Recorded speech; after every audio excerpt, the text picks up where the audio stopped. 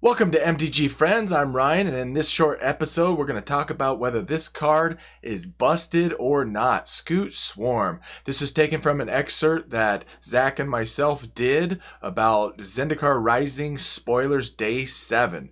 See what you think, put in the comments what you think about this card. Busted card, not busted card, busted in disguise? Let's see.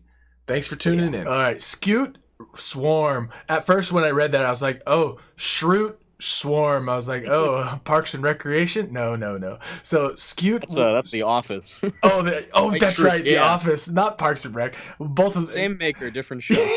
Okay, yes. So this is a 3-drop in green creature insect. This one impressed me. It's a 1/1, but the landfall mechanic. Whenever a land enters the battlefield under your control, create a 1/1 green insect creature token. Okay, yeah, that's cool. But if you control 6 or more lands, create a token that's a copy of Scute Swarm instead. So after that 6/1, you make another swarm, Scute Swarm. That's super cool. Mm-hmm. And they continue to multiply in that regard, because now you've got 2 Scute Swarms with that ability, and then 4, and then 8, and it just keeps growing and growing and growing. Oh yeah, and like you were saying, what if you transmuted this thing?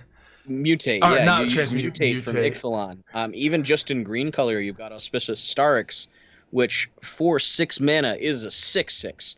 You've got Gem Razor as a 4/4 reach trample for 3. Yeah. You've got Glowstone Recluse as a 2/3 with reach, which will have mutated then with the counters, so your base one's bigger. You got Migratory Greathorn as a 3/4. Like, you've got a lot of options already. Obviously, you're not getting the mutate triggers when this thing gets copied, but you're still getting the stats, and the mutate stats are very aggressively costed. Well, plus if you mutate this thing, you're going to be triggering whatever that special mutation has, you know, like kill you're an get artifact. At least one trigger of that. Yeah, you're going to get one cool thing. Yeah, and then every single time you drop a land after 6, every single time, so you're getting a copy of whatever that beefy boy is that you've just created. Yeah, so and like this just screams Field of the Dead quality to me. Oh yeah, I understand that Field of the Dead is so good, not just because of the 7 limit and making a 2/2, but the fact that it's a land, which gives it a lot of inherent protection.